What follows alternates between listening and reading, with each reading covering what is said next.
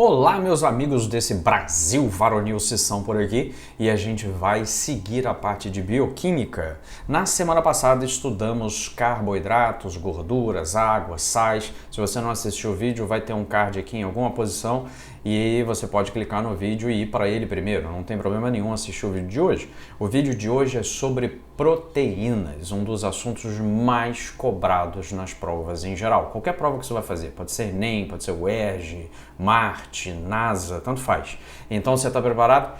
Pega o caderno e se prepara para a melhor aula do mundo. Vamos nós!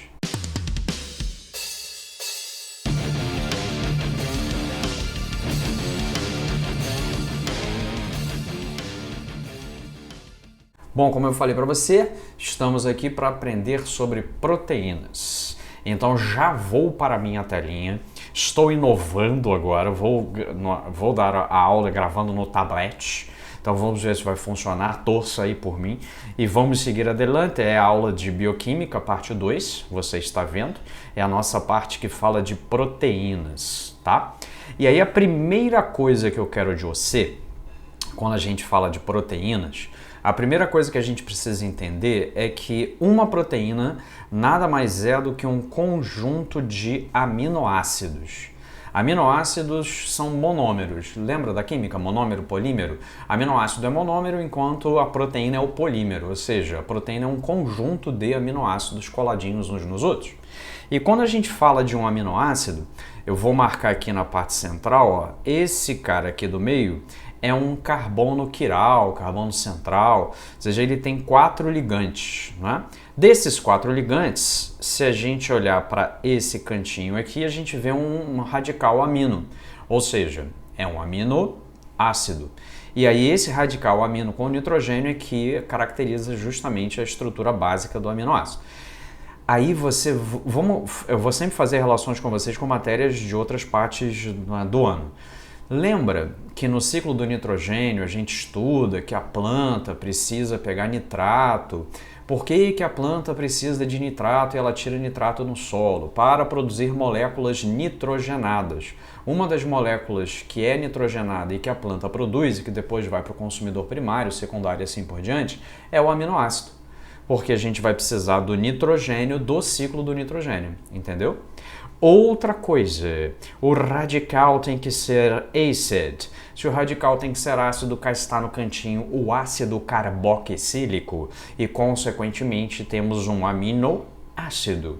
Quantos aminoácidos a gente tem diferentes? São 20 aminoácidos que não precisa decorar, são 20 aminoácidos diferentes que acabam sendo ou fazendo parte de proteínas.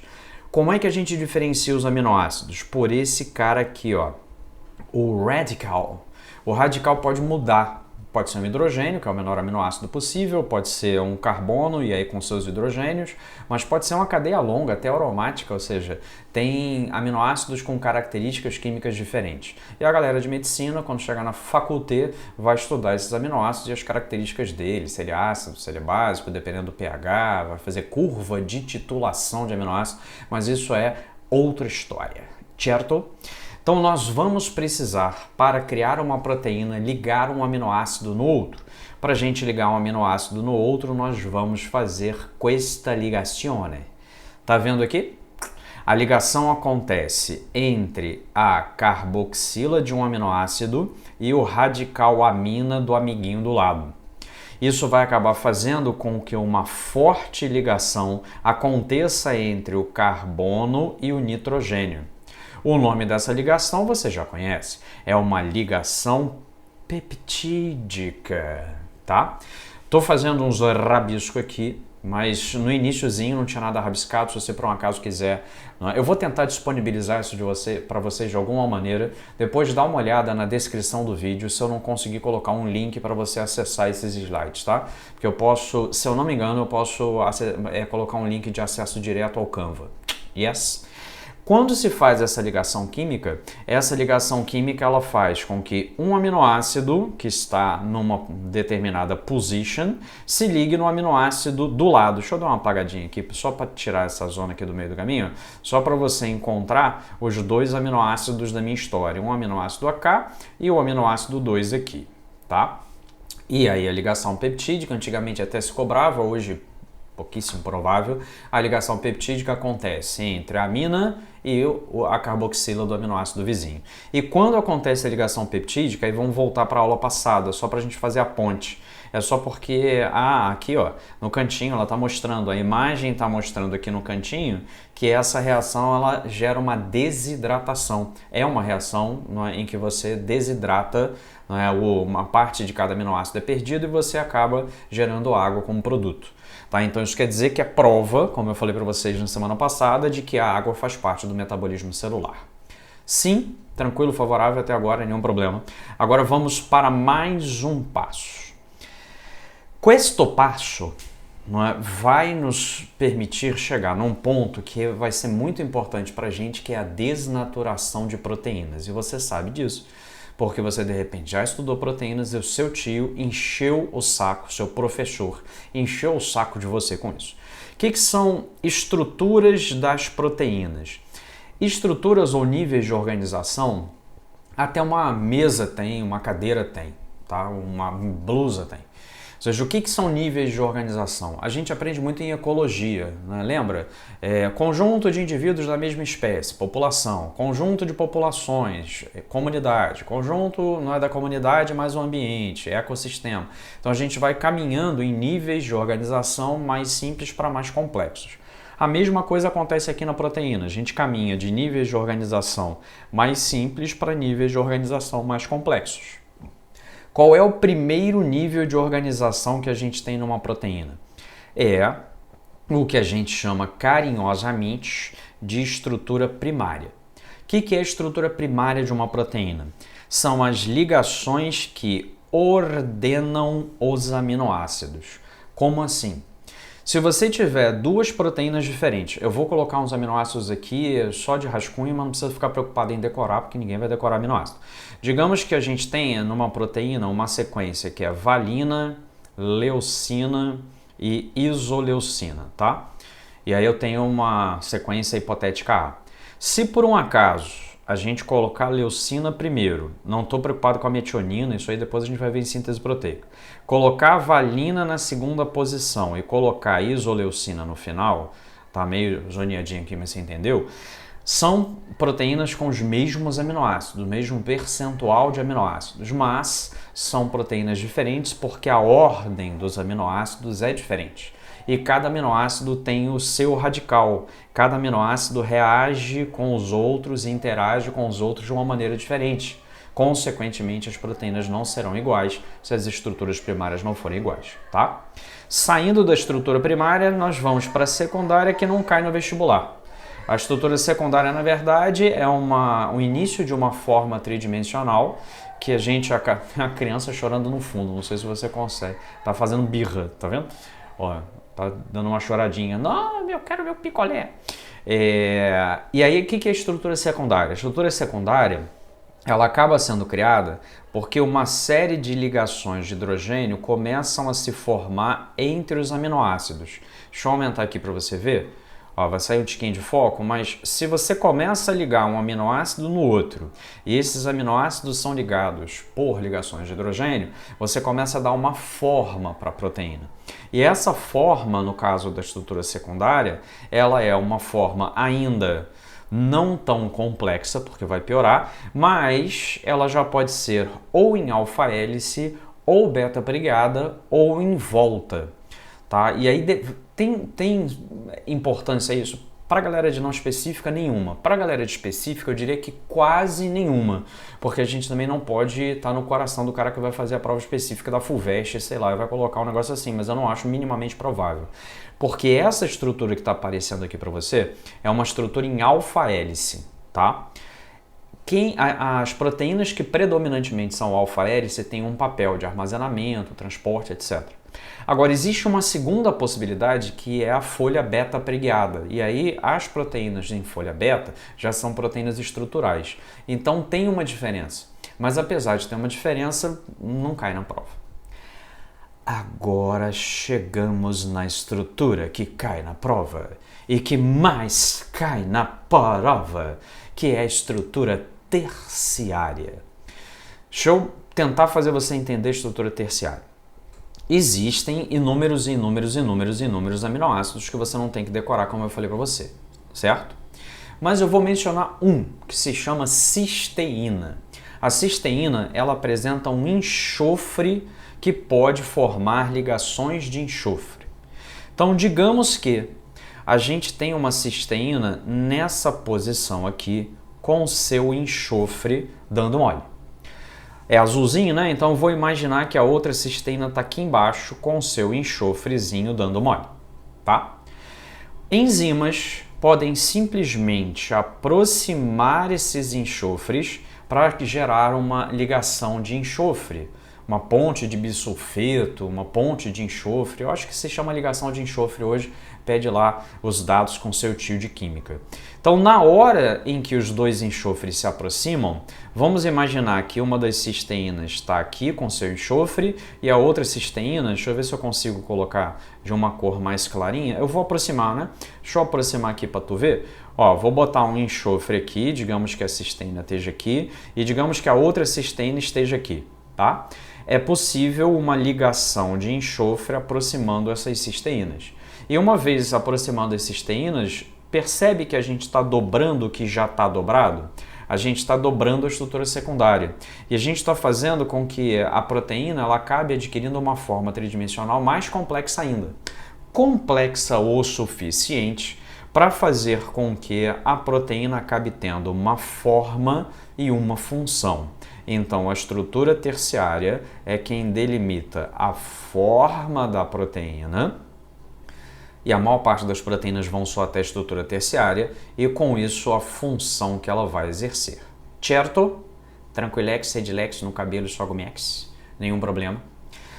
Algumas proteínas, mas eu acho que, vou dizer nunca, mas eu acho que eu nunca vi uma questão que fale sobre estrutura quaternária. Estrutura quaternária é quando você une estruturas terciárias. Você tem uma proteína complexa, por exemplo, aqui tem uma proteína, na verdade, uma estrutura terciária ligada a outra, ligada a outra, ligada a outra.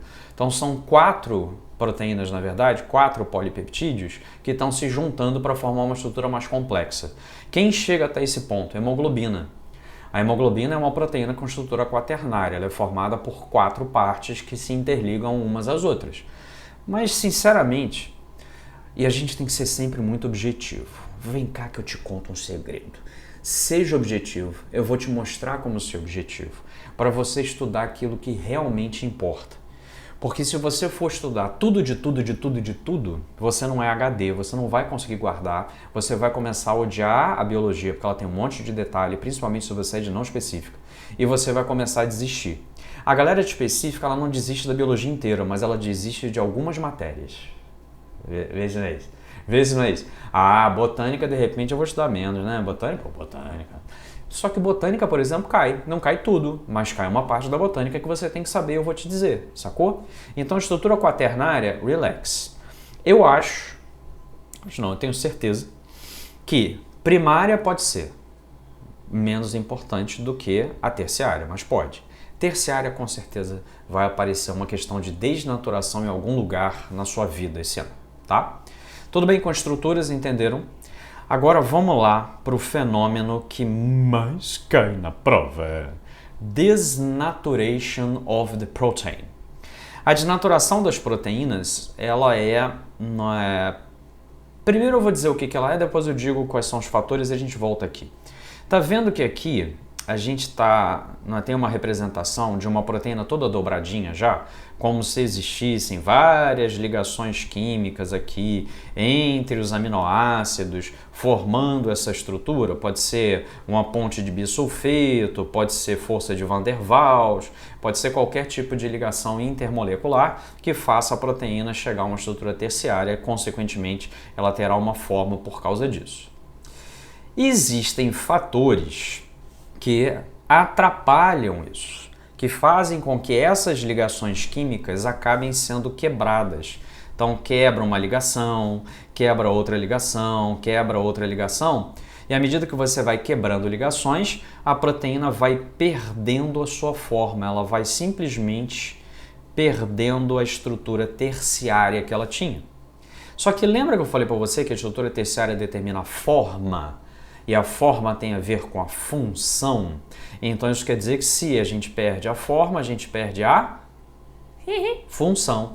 E aí, perdendo a função, a proteína para de funcionar, tá? Quais são os fatores que levam a essa perda da forma e da função? Pode ser queda de temperatura? Pode, mas o vestibular normalmente aumenta. Se a gente tiver temperatura abaixo de 0 grau, começa a desnaturar. Mas a gente não é comum que a gente chegue a temperaturas abaixo de 0 grau. Até pode ser que aconteça em algum organismo, o ser humano, por exemplo, já morre antes. Tá? Então isso quer dizer que a gente não está pensando em queda de temperatura para chegar a 0 grau e provocar desnaturação. Então normalmente é aumento de temperatura, tipo febre, estou com 42 graus, qual o problema? Nossas proteínas começam a desnaturar e aí eu vou perdendo a função delas nas células e a célula pode morrer e aí a gente também vai dar aquela morridinha básica. E a outra coisa é reduction of pH, redução do pH. Pode aumentar o pH e provocar desnaturação? Pode, aumento de pH provoca desnaturação, mas normalmente as questões colocam redução de pH. Ah, saí da boca em pH 7, cheguei no estrombo em pH 2, o que acontece com a enzima? Desnatura. Opa, sacou? Em regra, pra gente, a desnaturação será irreversível, tipo ovo. Você pega o ovo, bota lá para fritar, a nossa clara, que é basicamente proteína, albumina, ela muda de consistência, ela deixa de ter aquela consistência gel que a gente tem no ovo couro e passa a ter aquela consistência mais resistente, branquinha. Se o ovo esfriar, vai voltar a clara a ser o que ela era antes? Não. Desnaturação irreversível. Agora você pega calor e aplica no cabelo, a famosa chapinha. Aí você aplica no cabelo, o cabelo perde as ligações de enxofre, porque o que mantém o cabelo enroladinho são ligações de enxofre. Então você perde as ligações de enxofre. Ao perder as ligações de enxofre, o cabelo fica liso. Se por um acaso você deixar depois de algum tempo, a chapinha vai ficar eternamente? Não, o cabelo vai voltar a formar as ligações e vai voltar a ter a estrutura terciária que ele tinha antes. Então isso quer dizer que essa desnaturação é reversível, sacou? Mas em regra, trabalharemos no vestibular como sendo irreversível. E partindo para o final da nossa aula, vamos para enzimas. Enzimas, primeiro tu já sabes, não é novité. Enzimas são catalisadores. E por que catalisadores? Porque aumentam a velocidade de reação, então plus on the velocity, e diminuem com isso o tempo de reação. Cara, só para você ter uma ideia, tem determinadas reações que se por um acaso não houvesse enzimas, a grande maioria, se não tivessem enzimas, ou não aconteceriam ou seriam tão lentas que não funcionariam para a gente. Reações no sistema circulatório, por exemplo, lembra que quando libera CO2 do tecido, reage com água, forma ácido carbônico, e aí o ácido carbônico vira CO2 e água, cara, vira H+ e bicarbonato, perdão, essa reação ela é catalisada pela anidrase carbônica. Se não fosse, a gente estava lascado, porque não ia conseguir sobreviver. E nós podemos dizer que são biológicos e não inorgânicos, porque o aumento de temperatura gerará desnaturação. Se você aumenta a temperatura, como eu falei da febre, provoca desnaturação, a enzima perde o papel dela. Pegar um exemplo de uma prova, cara, meu Alzheimer galopante às vezes não deixa lembrar de qual prova foi, mas se eu não me engano foi da Unicamp, tá? Que dizia que o milho, quando ele é colhido, ele é docinho, ele é mais adocicado. Mas quando você vai lá na feira e o cara faz lá o milho, ele faz o cozimento lá do milho, o milho não tem esse gosto tão adocicado. Tanto que você bota sal e come o milho com manteiga e sal. A pergunta era por que aquecer o milho, colocar o milho lá para ferver, para cozinhar, faria com que o milho perdesse aquele gosto adocicado. Porque existe uma enzima, não é desnaturação do carboidrato que gera o sabor, tá? Tem uma enzima que converte a reserva de amido em glicose. Se a enzima continuar trabalhando, isso quer dizer que você vai deixar o milho ficando doce. Agora, se por um acaso você colocar no fogo, a enzima que faz essa conversão desnatura. Como ela desnatura, você não consegue converter o amido em glicose. O amido ele não tem gosto adocicado, é um polissacarídeo. Agora a glicose tem. Então, colher o milho e colocar para ferver, para cozinhar, ao desnaturar a enzima faz com que ele mantenha um gosto que você pode botar sal. Se você deixar um tempo, você vai perceber que o amido vai começando a diminuir e vai começando a aparecer carboidrato simples com gosto mais adocicado, tá? E aí, consequentemente, você comeria milho mais doce, tá? Testa, né? De repente, vai que funciona. Outra coisa importante, as enzimas são X-specifics. Specifics, e aí você já ouviu falar disso várias vezes, o encaixe do substrato na enzima. Então deixa eu te mostrar aqui, deixa eu dar uma apagada aqui nessa bagaça. Esse cara aqui de cima, ui, escorregou da minha mão. Esse negócio aqui de cima é um substrato e esse negocinho aqui embaixo é uma enzima. O substrato precisa se encaixar na enzima para que a reação aconteça. Se o substrato não se encaixa, consequentemente a reação não ocorre, tá? E o encaixe ele é perfeito, ou seja, cada substrato tem sua enzima e cada enzima tem seu substrato. A amilase da boca. Se você por um acaso pegar a amilase, que é a pitialina que age na boca, e colocar uma proteína na frente dessa amilase, não vai acontecer nada. Não vai ter digestão. Agora, se você colocar amido na frente de uma amilase, ela vai fazer digestão. Sacou? Chave fechadura. Já ouviu isso alguma vez? Várias vezes, né? Mas isso, assim, a especificidade cai, mas chave fechadura, perguntar para você se é uma chave ligando numa fechadura ou se não é. Hoje as fechaduras são eletrônicas, você digita lá, não tem nem chave direito, tô brincando. Cinética enzimática para fecharmos o conteúdo.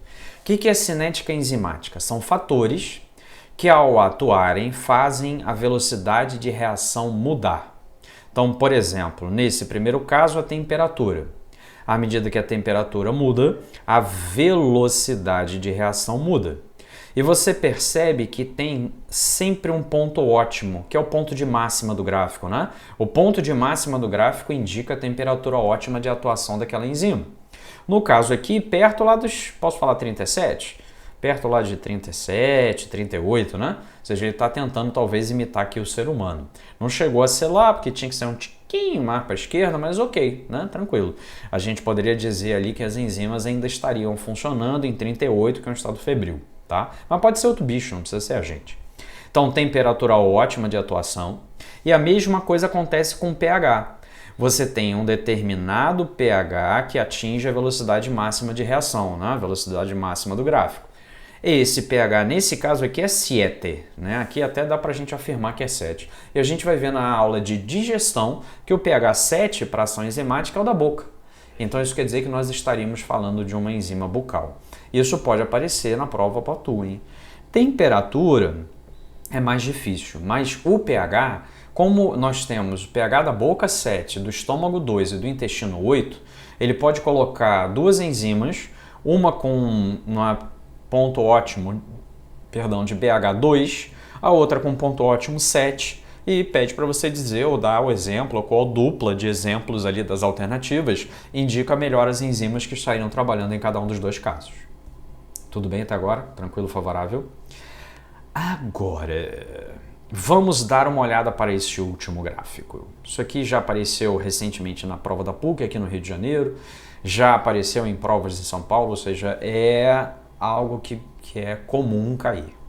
Quando a gente inicia uma reação química, e aqui é a concentração do substrato, ou seja, a quantidade de amido que eu tenho para a amilase, tá?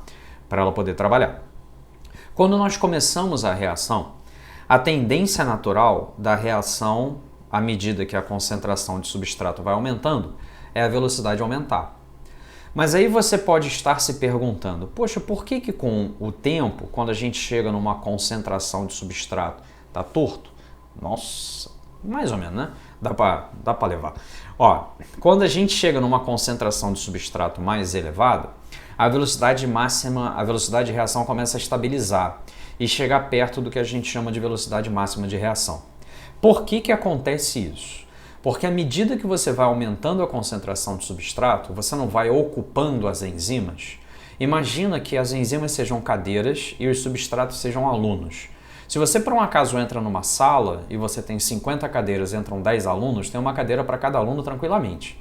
Agora, no momento que tem 50 cadeiras e tem 51 alunos, algum aluno vai ter que ficar em pé esperando uma cadeira vagar. É mais ou menos a mesma coisa que acontece aqui. Se você tiver 50 enzimas e tiver 50 substratos, todas estão reagindo, todas estão fazendo a reação, mas aquela é a velocidade máxima de reação. Se você colocar mais 5 substratos, eles vão ter que esperar uma enzima vagar. Por isso é que a gente chega nesse ponto de máxima. Tá? Isso era a resposta da prova da PUC, daqui do Rio de Janeiro. Agora, professor, o que é KM?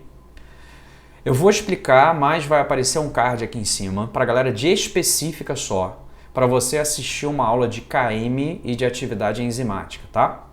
KM é a concentração de substrato, deixa eu dar uma apagadinha aqui, é a concentração de substrato para a qual a velocidade de reação é metade da velocidade máxima. E isso ajuda a gente a entender a cinética molecular e a afinidade enzimática, dependendo se você deslocar o gráfico para a direita ou se você deslocar o gráfico para a esquerda. Mas como eu falei, isso aqui é papo para específica. Então já está aparecendo o card desde que eu falei, e você pode clicar e ir para esse vídeo, tá? Tudo bem com a aula de hoje? Tranquilo, favorável? Cara, eu vou te pedir aquele mega favor. Gostou do vídeo? Se inscreve no canal, fala para um amigo seu, pô, tem um canal maneiro do Cição, ele dá aula regular até a prova do Enem, com os conteúdos todos que caem na prova do Enem, ele dá dica de específica, não específica, ele vai começar a gravar vídeos que a gente vai começar, no meu planejamento, a gente vai começar a lançar em março para a galera de específica, vídeos mais curtos explicando determinados tópicos. Tem aula de exercício na quinta-feira para você assistir, tipo o famoso amanhã. Então, compartilha com os amigos, chama os amigos para assistir o canal. Diz que vale a pena se você gostou, tá bom? Você vai me ajudar, você vai ajudar a outras pessoas a assistirem vídeos gratuitos, não é? E se você gostou, de qualidade. E a gente se vê de novo na semana que vem. Semana que vem a gente vai para ácidos nucleicos. Eu vou aproveitar, falar da estrutura e eu estou a decidir, já vou provavelmente falar de síntese proteica. Se eu for fazer isso, eu devo dividir em 2 blocos, tá bom? Beijos no coração do Cição, bons estudos, a gente se vê na semana que vem. Até mais!